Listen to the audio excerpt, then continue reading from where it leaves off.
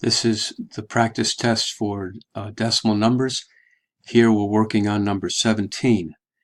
And the problem says a business purchases 250 items for $3.10 each.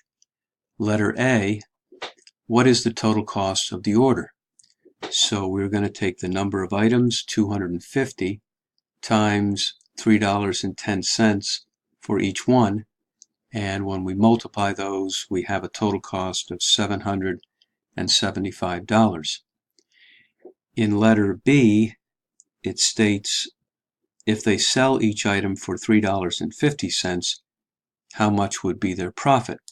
So here, we need to find out the amount received when they sell these 250 items at $3.50.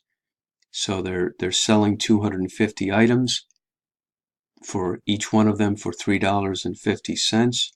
We multiply those two together, and they're going to receive $875 from the sale of the items.